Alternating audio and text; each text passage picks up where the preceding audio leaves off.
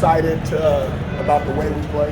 We do not take moral victories. We felt like the guys played good enough that we had an opportunity to win. But you can't take it away from how difficult it is to play here in Death Valley. Coach Sweeney and the guys did a hell of a job coming back and running us down in the fourth quarter.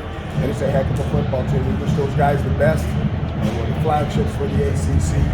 And our guys are hurt inside that room. And we will come back and try to represent this conference the right way for the rest of the season. Dino, since we told you guys at the end of the game there, was there anything in particular you saw on any of them, maybe any of them that you would have contested? It's not about contesting. You know, the officials call what they call, and once again, we had enough opportunities in that game that we can't just talk about penalties. I do believe the first half, we hardly had any penalties. So, you know, the way they throw them, the way they call them, we're going to play them, and we're going to adjust them. So then when you talk about opportunities missed there in the first half, what was going wrong for the offense? It just felt like they didn't get a lot of momentum going there at all. They were playing against a lot of 5 stars from Clemson who were outstanding football players with outstanding coaches. I think you saw 2 of the top defenses in the country playing each other. And I do believe for a period of time, both offenses had What can you say about the way Garrett played, and is he okay physically? There's a lot of guys banged up right now, and I don't want to mention that. But once again, when we play Clemson, the way we play Clemson, we traditionally have a lot of guys banged up. And what about the way Garrett played overall? I have to go back and check the tape. Obviously, he was out there battling, and he finished the game, which is more than I can say about some guys. Coach, you said you were proud of the way your team played and battled. Is that the message you're going to give them this week as you guys get ready for Notre Dame? My message is we're getting ready for Notre Dame, and it's Notre Dame, just like Clemson is Clemson. And we've got an opportunity to get back on the right track and be 1-0 again.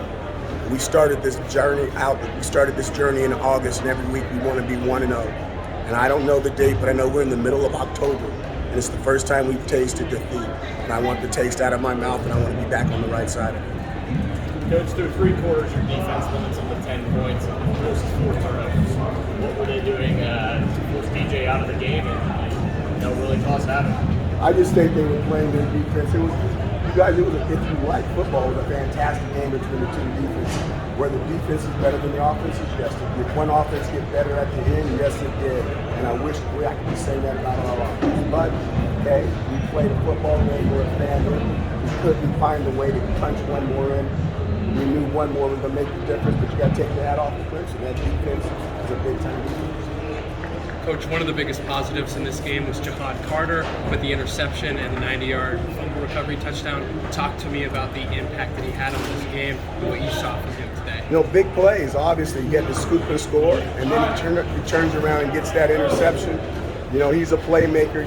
He's had an outstanding freshman year, kind of had the sophomore slump a little bit, but I'm glad to see him coming back. I'm happy for Jihad. He had a fantastic game. Coach, what is the conversation that you just had with your players in the locker room after this? It was a private conversation between the family, but, you know, there's not a lot of happy guys in there. They're hurt. Do you feel like you guys got tired? 84-50 in difference in plays, the defense. Yeah, I would say that might have had something to do with it, but I would also say that that doesn't matter to them. We go out and play again. If it meant we had an opportunity to go win the game, we'd go out and play right now. Coach, what were they doing to limit Sean Tucker's touches in this game defensively? The biggest thing is a lot of that stuff was read handoffs where the quarterback was reading. They made it so that the quarterback would run the ball more, so the quarterback would take a lot of shots and get physically beaten up. It was a good scheme. So they took the ball out of Sean's hand and put the ball in the Schrader's hand. Kind of expand on how they do that in coverage, like how they force him to take the ball. All they got to do is the guy that has the quarterback, the guy that has the tailback, make the guy take the tailback, and the guy takes the quarterback. It's just a read.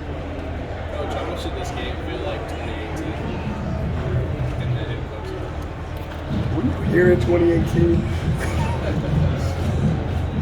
every game is different, every team is different. I thought that this was a good game that goes down in the series. Hopefully Clemson and Syracuse battles. 2 more for Coach. Coach, saw your quarterback come hobbling by a few minutes ago. Looks like they left it all on the field. Any moral victories from today, or just taking it as it is? Hey, no moral victories. You guys. Last question.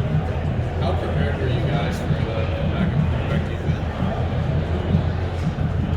Ladies and I gentlemen, think that was a Memorial Stadium will close Yeah, in just- 5 minutes. Thank you, guys. Thanks.